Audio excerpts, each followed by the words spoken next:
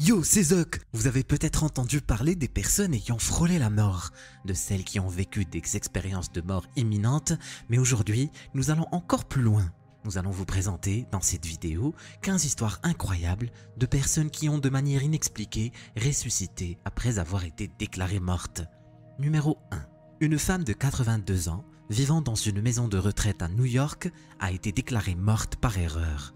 On l'a ensuite transférée dans une entreprise de pompes funèbres, mais incroyablement, après 3 heures, elle a été retrouvée vivante, respirant à nouveau. Le Waters Edge Rehab and Nursing Center à Port Jefferson, Long Island, avait commis une grave erreur en la déclarant morte. Ils l'ont alors emmenée à la maison funèbre O.B. Davis à Miller Place et vous pouvez imaginer la surprise et la joie du personnel de la maison funéraire lorsqu'ils ont découvert qu'elle était encore en vie, contre toute attente. La police et le bureau du procureur général ont immédiatement été informés de cette situation et ont ouvert une enquête approfondie. Plus tard, il a été confirmé qu'il s'agissait bien de la même femme de 82 ans, écartant toute confusion. Elle était en fait sous des soins palliatifs à l'Alzheimer Special Care Center, ce qui soulève des questions sur la communication des informations médicales. Malheureusement, le drame ne s'est pas arrêté là. On a découvert qu'elle avait été placée dans un sac mortuaire et transportée à la maison funéraire en vue de sa crémation. Mais le personnel de la maison funéraire a remarqué qu'elle était encore en vie et a immédiatement appelé les secours en composant le 911. Tristement, la femme n'a pas survécu longtemps après cet événement perturbant et elle est finalement décédée, ne disposant que de quelques jours de vie supplémentaires. Cette histoire incroyable soulève de nombreuses questions sur les procédures médicales et les protocoles mis en place. Numéro 2. Dans une tournure d'événements remarquables, Mohamed Rahman, qui était supposé être une victime d'une frappe aérienne militaire près de Damas, fait une apparition surprenante le jour de ses funérailles. Au début, on croyait que Rahman était présent sur le marché du quartier, sévèrement touché par l'explosion, et qu'il était probablement mort, enseveli sous les débris. Cependant, cette histoire s'est révélée partiellement vraie. Après cet incident dévastateur qui a coûté la vie à plus de 100 personnes, Rahman a réussi à survivre malgré avoir été piégé sous les décombres pendant un incroyable laps de temps de 36 heures. Quand il a finalement réussi à se libérer des débris, il portait encore les marques de cette épreuve difficile, avec des débris emmêlés dans ses cheveux et sa barbe. Entre-temps, les proches de Rahman avaient déjà organisé et tenu ses funérailles en son absence physique. Cependant, leur douleur et leur tristesse se sont rapidement transformées en stupéfaction et en joie lorsque ce dernier est apparu de manière inattendue à ses propres funérailles. La présence de Rahman en vie et en bonne santé a laissé ses amis et sa famille ébahis et remplis de bonheur. Numéro 3. Mohammad Furqan. Un jeune homme indien dont la vie a été chamboulée par un grave accident. Sa famille, confrontée à des difficultés financières, se trouve dans l'incapacité de couvrir les frais médicaux exorbitants nécessaires à son traitement. Cependant, une tragédie encore plus sombre se produit lorsque l'hôpital annonce le décès de Furqan, juste après le refus du paiement. Son corps est alors préparé pour les rituels funéraires, plongeant ses proches dans la douleur et le deuil. Mais au moment où il se prépare à lui dire adieu, un événement incroyable se produit. Des mouvements inattendus sont observés dans les membres inanimés de Furqan, ébranlant les croyances de tous ceux présents. Le doute s'installe quant à la véracité du diagnostic de décès émis par l'hôpital. Dans un mélange de surprise, d'espoir et de confusion, Furqan est rapidement transporté à l'hôpital. Les médecins, confrontés à cette énigme, constatent avec stupeur que ce dernier est bel et bien en vie, malgré son état de santé critique. Ces signes vitaux montrent qu'il n'était pas en état de mort cérébrale. Est-ce que l'hôpital l'a fait exprès ? Laissez-moi vos avis dans les commentaires. Numéro 4.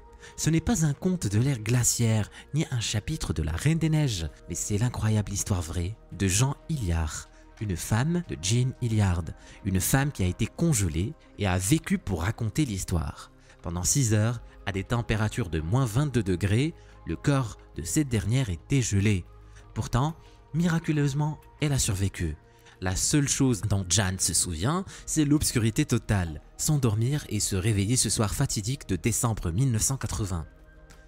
Jan, alors âgée de 19 ans, rentrait chez elle après une soirée entre amis lorsque son véhicule a glissé dans un fossé après avoir heurté de la glace. Tentant de chercher de l'aide, Jan a commencé à marcher vers la maison de son ami, mais sa force a commencé à diminuer et ses bottes de cow-boy ne pouvaient plus la soutenir. elle a réussi à atteindre la cour de son ami avant de perdre connaissance. Et quand Wally Nelson l'a trouvée le lendemain matin, elle semblait plus que morte que vivante. Pourtant, de petites bulles sortant de ses narines laissaient penser qu'elle pourrait encore être en vie. Le personnel de l'hôpital n'avait pas beaucoup d'espoir lorsqu'ils l'ont amenée en urgence, incapable d'insérer une IV à cause de sa peau gelée. Ils ont décidé de la réchauffer progressivement à l'aide de coussins chauffants. Incroyablement, vers la mi-matinée, elle a commencé à avoir des spasmes. Vers midi, elle parlait de façon cohérente, inquiète que son père découvre qu'elle avait abîmé sa voiture. L'histoire de Jan a été partagée avec les églises locales, les médias nationaux et elle est même apparue dans l'émission Aujourd'hui. Malgré l'expérience de mort imminente, l'incident ne semble pas avoir eu d'impact à long terme sur sa vie. Sa survie a été liée à la nature de l'hypothermie, où le corps, un peu comme un ours en hibernation, ralentit son flux sanguin, réduisant ainsi le besoin en oxygène. Et au fur et à mesure que le corps de Jan se réchauffait et que son flux sanguin augmentait, elle a commencé à se rétablir.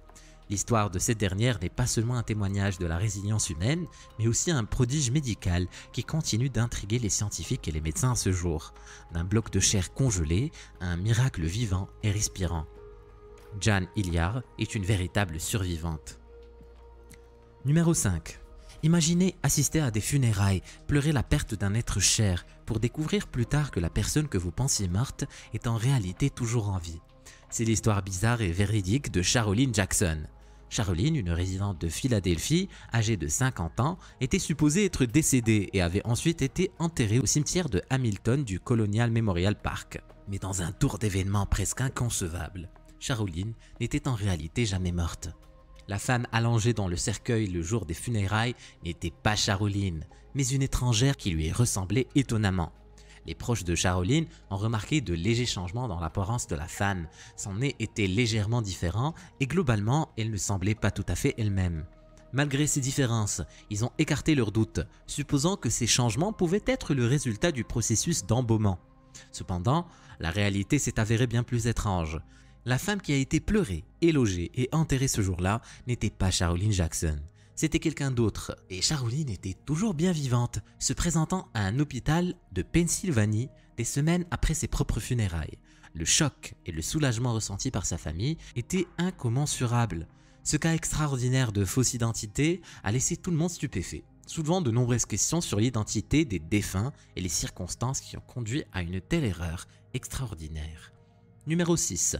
Nos frères et sœurs, ils partagent nos maisons, nos souvenirs et normalement, ils devraient être en mesure de se reconnaître, n'est-ce pas? Eh bien, dans cette histoire étonnante du Brésil, ce n'était pas exactement le cas.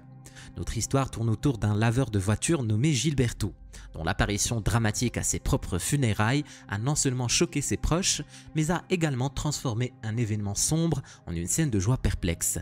Imaginez cela, une famille rassemblée dans la douleur, pleurant la perte de Gilberto, l'homme qu'ils croyaient être allongé dans le cercueil à côté d'eux. Soudain, il y a un coup à la porte et l'homme qu'ils pleuraient entre. Gilberto a dû prouver qu'il était vivant de la manière la plus extraordinaire possible, en assistant à ses propres funérailles. La vue de lui a fait s'évanouir certains, tandis que d'autres enfuient dans la terreur. Leur deuil remplacé par la crainte, puis par l'exaltation. Mais comment tout cela est-il arrivé ? Comment une famille pourrait-elle identifier à tort un corps comme étant celui de leurs proches?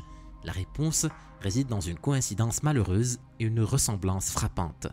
Un autre laveur de voitures, portant une ressemblance troublante avec Gilberto, a été assassiné ce week-end-là. La police, pensant que le défunt était Gilberto, a informé son frère, qui a ensuite mal identifié le corps à la morgue. Gilberto a appris cette macabre confusion d'un ami qui lui a dit que sa famille se rendait à ses propres funérailles. Il a essayé de les appeler pour lui dire qu'il était toujours bien vivant, mais son appel a été rejeté comme une mauvaise plaisanterie. N'ayant pas d'autre option, il a décidé de se présenter en personne à ses funérailles. Il devait prouver à tout le monde que les rapports de sa mort étaient grandement exagérés.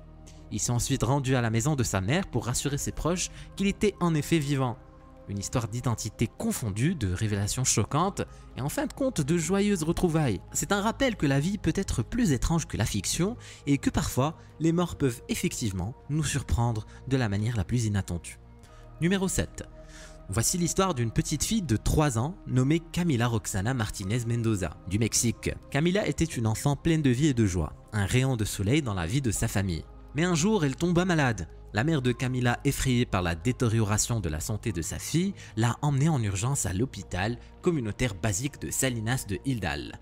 Cependant, selon la famille, le traitement médical qu'elle a reçu était loin d'être suffisant. La mère de la petite fille a signalé que les médecins ont mis beaucoup de temps à connecter Camilla à l'approvisionnement en oxygène, et une fois qu'ils ont réussi, elle a été rapidement retirée de la salle. Avec sa famille en état de choc et de deuil, Camilla a été déclarée morte en raison de déshydratation. Le lendemain, alors que la famille se réunissait pour rendre un dernier hommage à Camilla, quelque chose d'inexplicable s'est produit. Sa mère a remarqué une buée sur le verre du cercueil et à l'inspection plus approfondie, ils ont découvert que les yeux de Camilla bougeaient et qu'elle avait un pouls. Dans une tentative désespérée de lui sauver la vie, Camilla a été ramenée à l'hôpital en urgence. Tragiquement, malgré les tentatives des médecins pour la réanimer, Camilla a été déclarée morte une nouvelle fois. Cette fois, la cause de la mort a été signalée comme un œdème cérébral et une défaillance nutritionnelle. Dans les suites de cet incident choquant, la famille de Camilla cherche à obtenir justice. Ils accusent l'hôpital de négligence et soutiennent que la mort de Camilla a été annoncée prématurément. Les médias locaux ont rapporté que Camilla a été mal diagnostiquée lors de sa première visite à l'hôpital, ce qui a conduit à la confusion tragique à ses funérailles. L'affaire a déclenché une enquête sur les circonstances entourant la mort de cette dernière. Numéro 8. Dans la province méridionale de Luxor, en Égypte, un enterrement a pris une tournure inattendue lorsqu'un serveur de 28 ans nommé Hamdi Hafez Al-Noubi, qui avait été déclaré mort, s'est miraculeusement réveillé. L'incident s'est déroulé après qu'Al-Noubi ait subi une crise cardiaque pendant son travail, ce qui a conduit les responsables de l'hôpital à le déclarer décédé. Les proches en deuil ont ensuite ramené son corps à la maison et ont suivi la tradition islamique en le lavant et en le préparant pour l'enterrement ce soir-là. Cependant, pendant le processus, un médecin est arrivé pour signer le certificat de décès et a remarqué quelque chose d'inhabituel. Le corps d'Al-Noubi était chaud. Après un examen plus approfondi, elle a fait une découverte stupéfiante. Il était encore en vie. La nouvelle a été accueillie avec surprise et joie, provoquant l'évanouissement de la mère d'Al-Noubi. Avec l'aide du médecin, Al-Noubi et sa mère ont été réveillés et l'atmosphère s'est rapidement transformée du deuil à la célébration. Les invités se sont joints à l'occasion joyeuse en témoignant de cet extraordinaire retournement de situation. Cette histoire incroyable est un témoignage de l'imprévisibilité de la vie et de la résilience de l'esprit humain. Numéro 9. Plongeons dans un récit incroyable qui implique trahison, identité erronée et une femme qui a défié toutes les attentes pour dévoiler le sinistre plan de son mari. Voici l'histoire stupéfiante de Noella Rukundo et ses propres funérailles. Noella Rukundo, une Australienne de Melbourne, s'est rendue au Burundi en janvier 2015. Elle était loin de se douter que ce voyage la conduirait à assister à ses propres funérailles, revenant en arrière pour comprendre les événements qui ont mené à ce moment incroyable. Noella a rencontré Balenga Kalala, un réfugié congolais, en Australie en 2004. Ils se sont mariés et ont eu 3 enfants ensemble. Cependant, en 2015, les soupçons infondés d'infidélité de Kalala l'avaient consumé, le poussant à élaborer un plan qui allait changer la vie de Noella à jamais. Alors que Noella retournait au Burundi pour assister aux funérailles de sa belle-mère, son mari y voyait l'occasion de se venger. Dans un revirement choquant des événements, Noella a été enlevée dès son arrivée par des tueurs à gages, attachée et interrogée sur sa prétendue liaison et se retrouvait dans une situation de vie ou de mort. À son insu, les tueurs à gages ont eu un changement de cœur inattendu. Ils ont refusé de commettre cet acte odieux, invoquant leur code moral de ne pas faire de mal aux femmes et aux enfants. Ils ont tout expliqué à Noella en précisant qu'ils connaissaient l'un de ses frères. Leur chef, cherchant plus d'argent, a exigé des fonds supplémentaires de la part de Kalala pour terminer le travail. Alors que les tueurs à gages mettaient la vie de Noella en jeu, ils lui ont permis d'entendre une conversation téléphonique avec son mari, confirmant son intention de mettre fin à sa vie. Choquée et terrifiée, Noella s'est évanouie en entendant son ordre glaçant. Miraculeusement, Noella a survécu à cette épreuve éprouvante. Les tueurs à gages lui ont remis des enregistrements de conversations téléphoniques et des reçus de transfert d'argent, révélant le plan traître de Kalala. Avec sa vie en danger, Noella a dû agir rapidement pour échapper aux griffes de son propre mari, qui lui pensait qu'elle était déjà morte. Numéro 10. En 1896, le métropolite Niképhoros Glikas de Métimni, alors âgé de 80 ans, a été déclaré mort par son médecin après plusieurs jours de confinement au lit. Conformément aux règles de l'église orthodoxe, le supposé évêque décédé a été immédiatement revêtu de ses vêtements épiscopaux et placé sur le trône métropolitain dans la grande église de Métimni. Là, son corps a été exposé aux fidèles pendant la journée et surveillé par des prêtres en relève jour et nuit. La deuxième nuit de l'exposition du corps, le métropolite s'est soudainement levé de son siège, alertant les prêtres et les autres personnes présentes. Le vieil homme avait simplement sombré dans une léthargie semblable à la mort, que les médecins avaient hâtivement conclu être un décès. Il s'est rétabli et a continué à vivre pendant un certain temps par la suite. Ce cas met en évidence les règles de l'Église orthodoxe qui stipulent qu'un évêque ne peut être enterré avant le 3e jour suivant son décès. En revanche, selon l'ancienne coutume orientale, est généralement enterré environ 12 heures après que le décès a été constaté. Si Nicéphorus Chlikas avait été laïque, il aurait très certainement été enterré vivant. Numéro 11. Une femme sud-africaine a été retrouvée vivante à la morgue, quelques heures seulement après avoir été déclarée morte par les ambulanciers sur les lieux de la collision. La femme a été découverte en train de respirer par les employés de la morgue. Gareth Bradnick, le directeur des opérations chez Distress Alert, a déclaré concernant l'incident qu'il n'avait aucune idée de comment cela a pu se produire. Mais plusieurs heures après la collision, lorsque la voiture de la victime a fait des tonneaux et que les 3 occupants ont été éjectés, 2 d'entre eux sont décédés et elle a été découverte vivante dans le réfrigérateur de la morgue. Selon eux, la patiente a été déclarée morte car tous les examens appropriés ont été effectués et miraculeusement, la femme a été retrouvée en vie puis transférée dans un hôpital où elle a reçu les soins nécessaires pour une guérison complète. Numéro 12. Le retour d'un vieil homme a donné naissance à une fête. Avez-vous déjà entendu parler du jour de l'homme âgé? Chaque année en octobre, le village de Briefing, situé dans le comté de Hertfordshire en Angleterre, célèbre le jour de l'homme âgé pour commémorer l'enterrement d'un fermier local nommé Matthew Moyle. Cet homme âgé est décédé et devait être enterré. Cependant, l'un de ses porteurs a accidentellement laissé tomber son cercueil en route vers ses funérailles et il s'est avéré que cet acte était le miracle qui a provoqué un choc qui a instantanément réveillé l'homme. Matthew a ensuite épousé sa fiancée et a vécu pendant 24 ans supplémentaires. Les habitants de la communauté ont décidé de commémorer ce jour spécial pour la vie de l'homme âgé et ils ont commencé à le célébrer chaque année. Le retour à la vie inexplicable de cet homme implique que son nom n'était pas encore sur la liste des décès, car il a vécu pendant plus de 2 décennies supplémentaires. C'est insane. Numéro 13. En 2018, Gonzola Montoya Jiménez, un détenu d'une prison dans la région des Asturies, dans le nord de l'Espagne, a vécu une expérience qui a choqué le monde entier. Un matin de janvier, Gonzalo est retrouvé inconscient dans sa cellule. 3 médecins expérimentés le déclarent mort et son corps est transféré à la morgue de l'hôpital. Son corps est même marqué en préparation pour une autopsie, mais l'histoire ne s'arrête pas là. Juste quelques heures avant que l'autopsie ne soit effectuée, une chose incroyable se produit. Les pathologistes entendent quelque chose d'étrange venant du sac mortuaire. Des ronflements. Oui, vous avez bien entendu, des ronflements venant du sac contenant le corps de Gonzalo. Gonzalo reprend conscience et à la grande surprise de tous, il est immédiatement placé en observation dans l'unité de soins intensifs d'un hôpital. On soupçonne que Gonzalo ait souffert de catalepsie, un état dans lequel les signes vitaux d'une personne ralentissent au point d'être presque imperceptibles. Cependant, cela n'a pas encore été confirmé. Numéro 14. En mars 2016, le monde a été captivé par une histoire en provenance de Porto Rico. Une histoire sur la façon unique dont une famille a dit au revoir à un être cher, Fernando de Jesus Diaz Bito. Un jeune homme vibrant de 26 ans a tragiquement perdu la vie et sa famille a choisi une manière des plus remarquables de lui rendre hommage. Fernando, connu sous le nom de Beato, était une figure aimée de sa communauté et on se souvenait de lui comme d'une personne joyeuse, active, amateur de basketball et travailleur acharné dans un restaurant local d'un quartier touristique à Isla Verde.